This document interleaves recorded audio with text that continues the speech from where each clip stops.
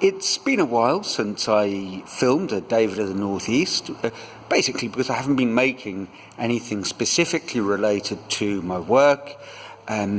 Lately I've been sorting out the gallery, so I thought I'd show you what I've done and make a few comments and also give you an idea of how things are developing.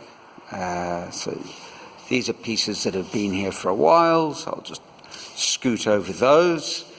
The blue Mona is now in position, and I'm really pleased with the result. It's interesting how pieces seem to gain a new life, greater vibrancy when they're finally exhibited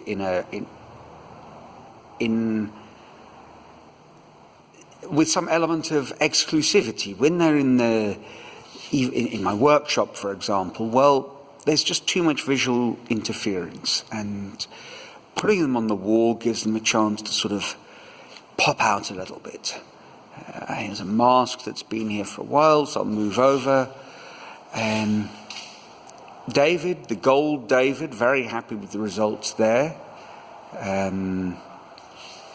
He's at an angle which I think is quite interesting. If you're looking at him face on, it's at about 45 degrees. Apologies for the line in front of him. We're a bit crowded here.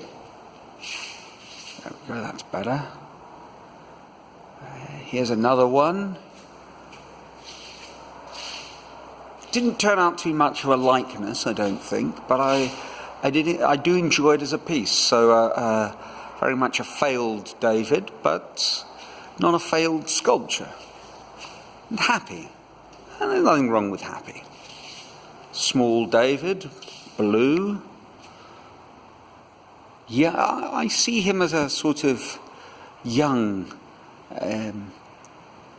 David thinking about his future rather than David just before the life-defining event.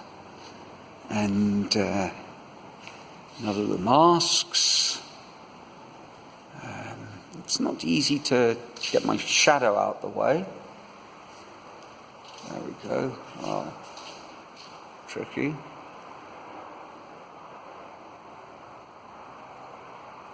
Happy with that, I think. And happy with the colour, the silver. I painted a few of my dogs that were just hanging around the workshop, so happy with those. I like the rough feel of the raw wire or the rusted metal. At the same time, I think more so perhaps with the wire, the colour gives it another dimension. And for the moment, I think I'm sticking with that. Here's one of the early David experiments. And again, I think it's easier to read and has more impact on the wall. Yeah, very pleased with that. The mistakes are there. They haven't changed since 15 videos ago when I was busy with this piece. But mistakes are part of this process and part of this work, so that's okay. This area here is a sort of multi-purpose area. These two stands support a blackboard for my English lessons. I like this little piece. I'm going to come back to this series one day. I like the kind of the story, and it feels quite dynamic. The falling chair. The idea is a child sort of using a chair to get some tasty treat that's been put out of reach. Maybe as our American friends would put it, the cookie jar, slightly out of reach. And if you look up close, the chair is falling. So it's not going to end well. And I've been thinking of doing a series of domestic disasters. I think it could be quite entertaining. Domestic disasters and disasters around about town. You know, people walking into lampposts, falling into open manholes, you know, things like that. I think that could be quite amusing, if a little macabre. This corner has works of some friends, so that's a drawing by my friend Gius. Here's a little David mask. And some more paintings and drawings of friends. A slightly larger wall piece. The idea being to develop a sort of varied price point strategy.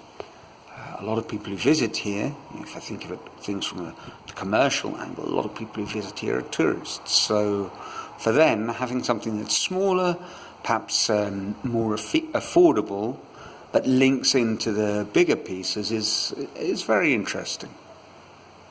The red Mona Lisa, she really does, I think it was the second Mona Lisa that I've done, and I do feel I'm not a million miles away in terms of the likeness. So that's a very satisfying piece. But she's got a friend, you know, it's Mona and David. There he is above her. And he's worked out well too.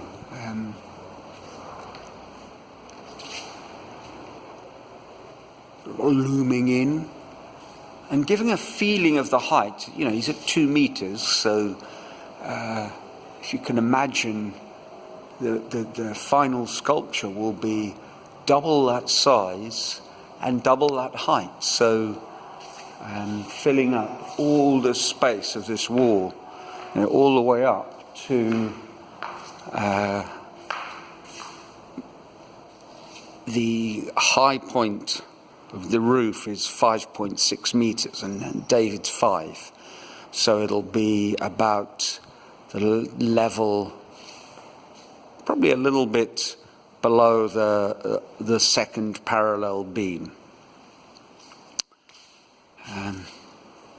There's my David before I'd thought of the David series that I did in Sao Paulo many years ago, 12 years ago.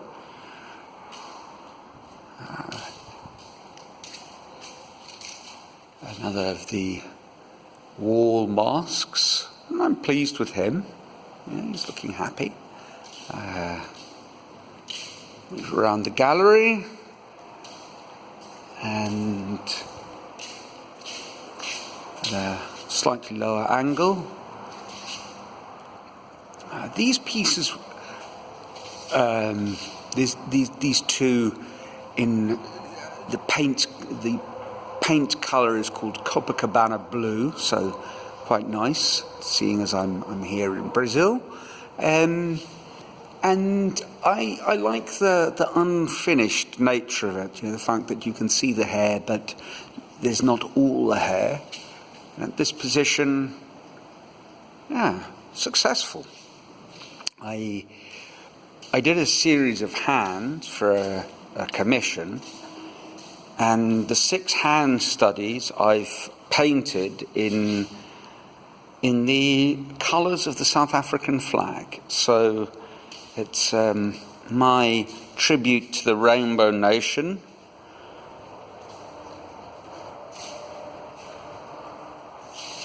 And looking good as an installation. I'm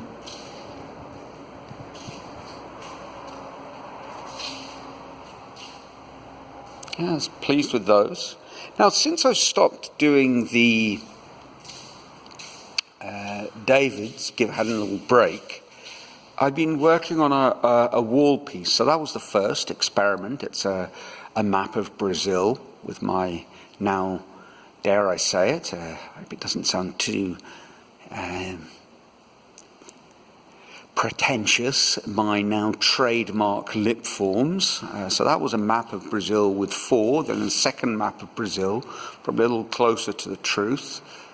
And what I'm busy with is a map of the world which will go above the 2 doorways. It'll be about 2.5 meters by 2 meters. So far I've completed the Americas, I've done Africa, the Arabian Peninsula and Turkey, and I've started work on Europe.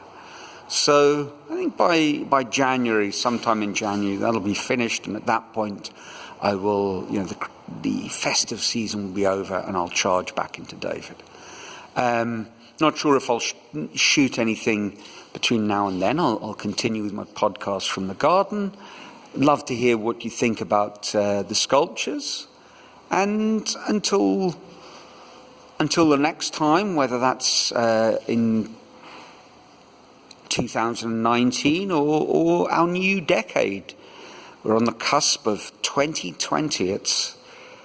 I can still remember being a little kid thinking how far off the year 2000 seemed, and now it's 20 years ago. I can remember exactly where I was. The day after, I found myself waking up in a drunken stupor, looking at my Peruvian identity documents floating around me and trying to make sense of the scene. I'd fallen asleep on a sofa at a hotel, and my football club teammates had very kindly thrown me and the sofa into the swimming pool. There's a lot of stories to be had from the new millennium revelry. Quite depraved, I have to say, not necessarily a proud moment, but certainly one that I can't forget. Who would, waking up in the middle of a swimming pool trying to work out how the hell you got there? Anyway, we're on the cusp of 2020, and David continues, sculpture continues, and I'd love to hear from you.